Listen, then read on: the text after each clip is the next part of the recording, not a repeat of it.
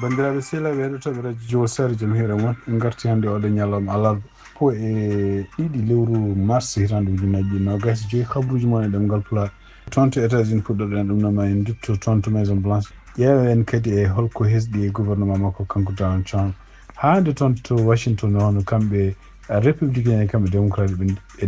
ɓe nanodirani oɗo saha ko fati proposition mo kanko Mike Johnson addi tan ko fati budget ɗum noon ko ɗaminata joni wona ko gouvernement mo kanko Donald Trump ko hujogol uddirde mum so tawi ɓe nanodirani ha aljuma habaruji men international ma nawen toon to Canada ene wayno ko kamɓe Canada e kadi Union européenne kamɓe koye ɓe ƴefti kamɓene mesure aji tiɗɗi wattade ɗe gueɗe ɗe Donald Trump ha fawi mabɓe ko mbiyata tarif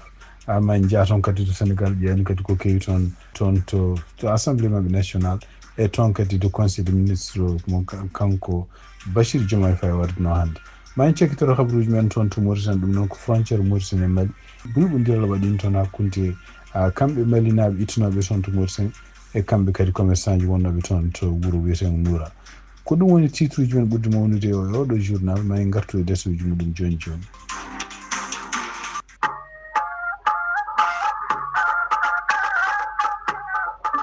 bandiraɓe sehlaɓe heɗotoɓe radio Jowol sare heɗo men fuɗɗade habaruji ko siftinde on toon ene wayno ko ñalawma janggo ko alhamis ɗum noon hawrata ko 13 lewru korka donc ene wayno jamma hannde ko naafile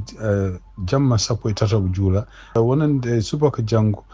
kejjari foti dartade ko 6h39 woni kejjari janggo kumtari ko 7h43 woni de fonti humdede donc ko nden noddinte futuro wonande ñalawma ɓaawo janggo ene wayno ko kejjari foti dartade ko 6h37 7h juulete salatu kumtari wonata ko 7h44 nden foti kumtede hawnaki kadi ma gatu janggo hawnaki won dasuji ɗi joguiɗen ko fate asakal hawnaki ma en mbawa jokkodiri kadi hono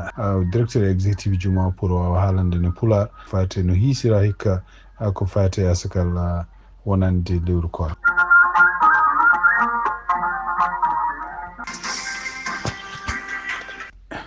bandiraɓe sehlaɓe heɗotoɓe radio Jowol sare no mbinoɗen ni habaruji men puɗɗoɗen ko toon to États-Unis ɗum noon ko yaade ƴewde holko hesɗi toon to e laamu makko kanko Donald Trump ɗum noon ko addi foof ko oɗo saha joni kamɓe républicain et démocrate ɓe nanodirani pour ko fate henno budget mum ganduɗa e ponnoɓe poti vodde ɗum ko ɗum noon en tugnade habaruji gumriɗi to CNN hono kanko gardiɗo minorité démocrate en hono Chuck Schumer ene wayno o wi wonde ko kamɓe sénateur uji wonɓe toon ɓe mbawi blogde ɓe jogui yimɓe yonɓe wawɓe blogde hono facture mo ganduɗa neldama e mabɓe ɗum noon ene wayno ko oɗo saha joni ɓe namdi wonno ko kanko Mike Johnson yo yamir sénateur uji makko républicain ji pour mbawde haaldude mabɓe kamɓe démocrate ɗum noon so tawi oɗo proposition votaka ha ɗo e aljuma jamma ene wayno ko gouvernement koko jogori uddude baafe muɗum ko jiita e ɗum ɗon ene wayno ko hande ene wayno ko battande kadi fuɗɗima yiyede hakkude kamɓe américain je kamɓe kadi hoddiɓe mabɓe surtout Canada e Mexico tugnade hande e kanko Donald Trump ko yamirno o wi no gasi 5% yo ɓeyde ko frais douane kala ko jamɗe gummotoɗe toon jamɗe aluminium gummotoɗe caggal leydi ko ɗum waɗi hono kamɓe Union européenne e kamɓe Canada kamɓe koye mabɓe mbawi kadi kamɓe koye mabɓe yoptade donc ko anda toon hono kanko Donald Trump sibabundi kadi kanko hoore makko fawde oɗo saha joni ɓeydude ko fate frais douane kala produit ji gummotoɗe caggal leydi ɗum noon e jeeya hen surtout Canada e leyɗe Europe e konngol makko kanko gardiɗo commission Union européenne bireɗo Ursula von der Leyen e woni États-Unis fawi tarifaji ɗi wiyata ɗi ene keno boye 27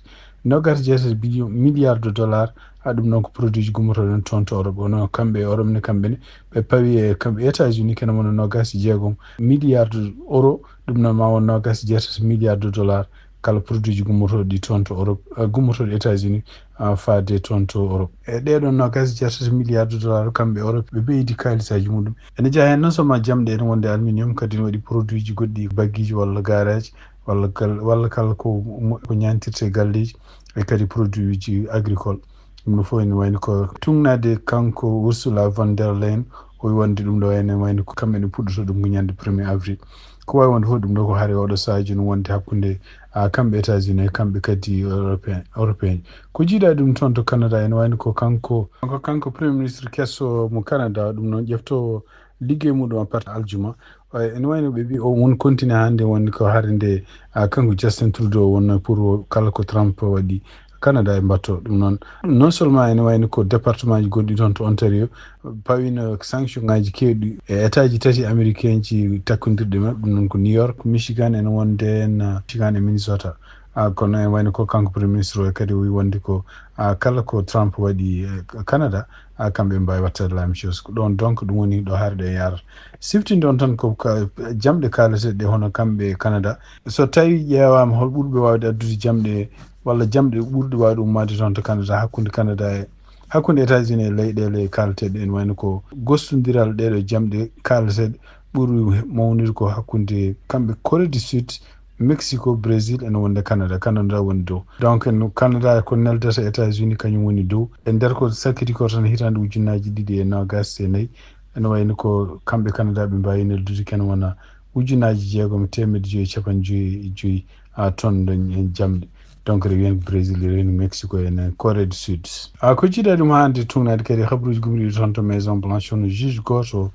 fédéral ene wayno ko kañum hoore mum dartini yamirore nde kanko Donald Trump wonno pour taw ndeɗon yamirore o jofotono ɗon ko compagnie goto compagnie avocat ji taw ɗum jeeyi ɗum ko démocrate en oɗon compagnie noon compagnie biyeteɗo Perkins koye démocrate goto jeeyi ɗum oɗon compagnie kadi ene wayno ko kañum hoore mum kañum représente on Hillary Clinton e hitande ujunnaji 2016 nde affaire woteji kalate contre Trump ko wawi wonde fof ene wayno ko kanko juge biyeteɗo Beryl Howell o wi wonde ko ene wayno ko kanko Trump o ala dole habde ɗiɗo compagnie ji par ce que ko compagnie privé ko jiiɗa ɗum kadi ene wayno ko kanko Donald Trump kadi ko fate gueɗe hakkude États-Unis e caggal leydi ɗum noon ko ɓuuri haalede hannde koko fate en haaluji partuɗe en hono jaam dañirte toon to Ukraine kanko Donald Trump e nder haaluji o haali hannde o wi wonde ko wawi wonde fof ene wayno oɗo saaha joni hunde fof dépende koye Vladimir Putin tawde Ukraine jaaɓi proposition ma mbanno pour wonde nde haare nde yo darto kene wona balɗe capantati caggal muɗum ɓe ƴeewa no wayi ummade kesam walla ko hesɗi ummade toon to Maison Blanche hande ko ummi toon to Maison Blanche hono kanko département justice mo gouvernement makko kanko Donald Trump e wayno oɗo saaha joni ɓe porti plainte ɓe gummini enquête pour ko fate kalisaji ɗi ene kutornoɗi toon to New York ɗum noon nde otilaji loi pour wonde yimɓe immigré ji mbaɗa hen ɗum noon ko tugnade kadi copie mo ganduɗa ene kamɓe gouvernement fédéral département justice ɓe neldi ɗum toon to tribunal toon to Manhattan ko wawi wonde fof ene wayno ko kanko fédéral prosécuteur neldi toon wonde ko supina toon to hôtel to pour andude holko woni hol kalisaji ɗi ɓe keeɓi holno ɓe géri ɗum ɗi programme uji yamirde surtout immigré ji koɗe ɗiɗon ortolaji ene wayno ko ha hande ɓe mbi wonde ko ene jogui liste yimɓe ɓe ganduɗa taw ko ha hande ko immigré ji wonɓe ɗiɗon hôtelaji surtout hôtel biyeteɗo Chandelier taw ko yimɓe ɓe ganduɗa enne eɓe gandi nationalité ji mum eɓe gandi date mum de naissance eɓe gandi kadi identification ngaji mum comme carte d'identité ko wawi wonde fof ene wayno ko kamɓe ɓe gummini enquête oɗo saaha joni toon to New York ɗum ɗo fof noon ko habde kadi en ha hande e laamu kanko gouverneur mo New York e surtout kadi wuuro mairie mo New York hay sinno wonde oɗo saaha joni ɓe mbi eɓe ɗaɓini wonde ko kanko Eric Adam ma walluɓe kamɓe gouvernement fédéral surtout immigration kono hayso ɗum marchani ene wayno koɓe mbawi portude eɓe goni koye wadde peeje fof beele oɗo saaha joni ɓe tampinde ɗum sibabunde New York yiɗa liggodade immigration pour ha jamiroje makko kanko Donald Trump ko fati immigré ji kisne donc hande kanko Donald Trump kadi ene wayno ko officiellement o nomi hono biyeteɗo Dan Kane on kani wani ko neɗɗo gonnoɗo retraite e kadi ko national wonno ene wayno o ɓeydi grade muɗum o rokki ɗum joni kode 4 pour yo won général oɗon kadi ene wayno ko kañum lomtoto hono général biyeteɗo Charles Q Brown ɗum noon ko ɓalejo mo sengno ñande no ene wayno ko on jogoto lomtade ɗum pour wonde kañum hoore mum chef d'état major ko wawi wonde fof ene wayno ko hawnaki andaka taw oɗo hol comportement mo jogade surtout kanko Donald Trump o yiɗi ko neɗɗo gardotoɗo armée walla surtout gonno chef d'état major so rokki ɗum jamirore par exemple yo militaire uji jane seppoɓe pella ɗumen taw ne wawi ɗoftade ɗeɗon jamiroje andaka noon hono kanko oɗo biyeteɗo Kane est ce que mo jogori wadde omo jogori wallude Donald Trump e ɗeɗon geɗe. Kabaruji e ɗemngal Pulaar e radio Jawol Saare. Toon to Canada habaruji men international hannde caggal nde kanko woteji mbanno toon dimanche ɓennuɗo ɗo henna pour suɓade hol gardotoɗo parti libéral mo Canada ene wayno ko kanko Mark Carney caggal nde o suɓa ene wayno ko communiqué jaltuɗo hannde wiya wonde ko ƴeftata fonction ngaji makko pour wontude premier ministre ko ñande 14 lewru mars donc caggal nde cérémonie ji mbaɗa ko fate en kanko hoore makko ƴeftude gardugol oɗo parti e yesso représentant ji roi Charles III ene wayno ko kanko Mark Carney ene wayno wiyama hankkadi wonti premier ministre mo Canada ɗum noon ko ñande 14 lewru mars ƴeftata fonction ngaji makko donc kanko hoore makko ko banquier donc kala ko fate banque uji o yarata ko duuɓi 50 e kadi ene wayno ko kesso e politique kono noon ene wayno ko yimɓe parti jeeɓe parti libéral ene wayno ko no cuɓorimo ni henna ko kañum fof ne jiiɗi wardo parti o e ɗum noon kadi ene wayno ko pour lomtogol hono Justin Trudeau ene wayno laaminoɗo ɗo parti kadi gonnoɗo premier ministre guila hitande ujunnaji 2015 habaruji men international toon to Sénégal ɗum noon ene wayno ñalawma hannde kamɓe assemblée maɓɓe national ɓe kuccitani kadi ko projet mon mbiyata loi amnesty ɗum noon ko loi baɗanoɗo gila mois de mars 2024 ɗum ɓe jinno ƴewtade kono e tugnade kadi e yimɓe jeeyaɓe lundu surtout ko wayno biyeteɗo Oumar Youm o wonde ko ene wayno ko kamɓe parti Pastef pratiquement loi o ɓe mbayi ɗum ko pour wiide wonde ko kala yimɓe jeenoɓe Pastef waɗɓe wonɓe sibabu fitinaji bannoɗi e oɗon dumundu walla ko adi ɗum ɓeɗon ko yimɓe ɓe ganduɗa ene potani ƴeewede kono kala yimɓe wonɓe ɓe ganduɗa waɗɓe fitinaji taw ko wona e Pastef ko kañumen koko dotto tribunal donc ene wayno ko kamɓe yimɓe opposition ɓe gullitima no fewi ɓe mbi wonde ko oɗo saaha ene wayno ko justice mo Sénégal enen continue hutorede taw ko hutorto ɗum ko parti Pastef ha hande toon to Sénégal hono kanko biyete arɗo ñiggue e ɗum noon ene wayno ko kanko hoore makko ko notanoɗo toon tribunal guila hanki o ene wayno ko toon to procureur artirimo toon to tribunal mo mbiyata tribunal gonɗo toon to Dakar ene wayno ñawore makko jogori wonde ko ñande 19 lewru mars ɗum noon e wayno ko holko takkaɗo oɗo saha joni ko caggal nde o nooti direction cyber sécurité wiye ko wiide wonde ko won haalluji ɗi o haali haalluji ɗi en wona haalluji gonga e gueɗe mbaɗe noon kanko noon ko pour siftinde on kanko hoore makko o winduno ko e nder médias sociaux ji pour namdirade wonde ko Ousmane Sonko haalino kene wiye ujunere milliard franc CFA yiiti ɗum noon ko gueɗe ɗe ganduɗa gujjunoɗe donc o namdi oɗon kalis tawde Ousmane Sonko haalino ɗum ɗon oɗon kalis yo haal mum laɓɓitini ko wawi wonde fof ene wayno ko ñande 19 lewru mars ɗum noon ko toon o ñawete pour le moment noon ha hande ene wayno ko omono mofta taw pour ande fota ha oɗon ñalawma ɗum noon ene wayno ko kanko jogui avocat ji ɗiɗi hen goto ko El Hadji Oumar Youm ɗo kadi ko maître Antoine Beng wayno ɓeɗo ɗiɗi goni avocat ji makko donc ene wayno ko notorto toon koto tribunal gonɗo toon to Dakar biyeteɗo tribunal de grande instance grande instance hors classe de Dakar ko ñande 19 lewru mars toon to Sénégal hannde ene wayno ko conseil de maɓɓe ministre waɗino hannde ɗum noon e ko annda oɗo saha joni hono ko kanko gardinoɗo budget cankinoɗo yontere ɓennude ene wayno lomtiɗomo oɗo saha joni anndama ɗum noon e tugnade kadi e habaruji gumiri toon ɓe mbi wonde ko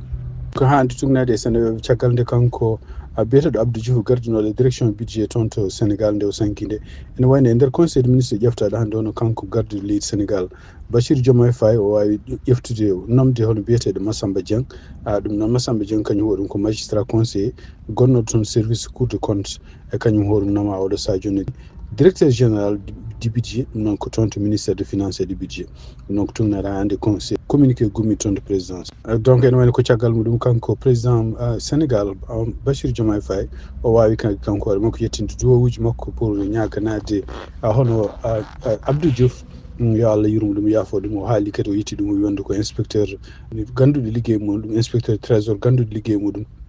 e kadi kolluɗo wonde kene jogui professionnalisme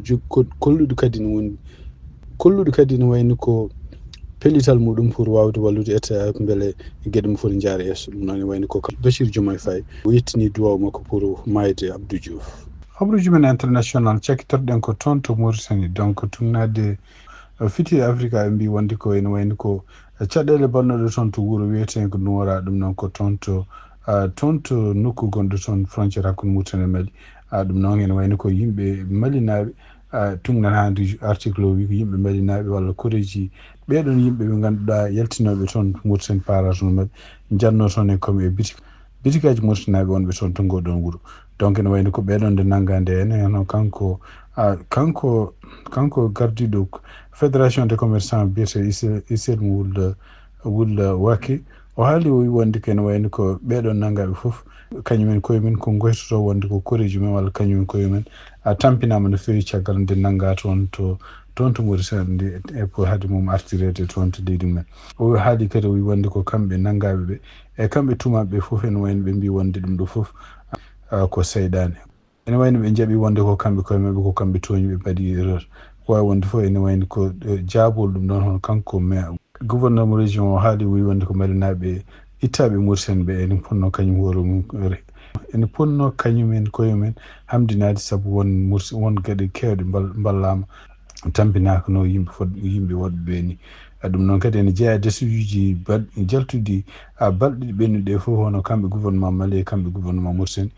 dakkodirde wonde ko kala fereji ɗi ganduɗa ko wiyete carte séjour so tawi malinaɓe gaari Mauritanie hono wayno ko hankkadi joɓetake ɗum ɗo fof noon hon kanko waali o kanko gouverneur o haali wi wonde ɗeɗo gueɗe fof ko gueɗe ɗe ganduɗa henna kamɓe malinaɓe eɓe bemnana toon to Mauritanie ko wawi wonde fof kadi ɓe ponno kadi miijade kadi hono ceylagal tingal gongal hakkude leydi Mauritanie e leydi Mali wasde wiide ne yebto ene waɗa ɗeɗo gueɗe taw ko commerçant ji gonɗi toon to Nouara ko wawi wonde fof hono kanko gardiɗo fédération commerçant ji toon commerçant ji Mauritanie hono biyete Waké o wi wonde ko ene wayno ko gouverneur e kanko maire o e nder batunde ɓe jooɗi ɓe mbawi wiide wonde ko ɗeɗo gueɗe mbaɗaɗe contre commerçant ji Mauritanaɓe toon to Nouara ɗum ko hunde nde fotani wonde ɓe mbawi kadi wiide wonde ko alay saago dadiɓe malinaɓe mbawa ƴeftude responsabilité ji mumen ko fate ɗeɗo gueɗe bandiraɓe sehilaɓe heɗotoɓe radio yo sar habaruji mi jogon noon e ɗemgal Pulaar gasi yaala ciktinde on tan hannde ko alaɓe hawri ko 12 lewru mars hitande ujunnaji 2025 yen mbaali jaam ha janggo so Allah jaaɓi men gatto e habaruji ɗemgal Pulaar jarama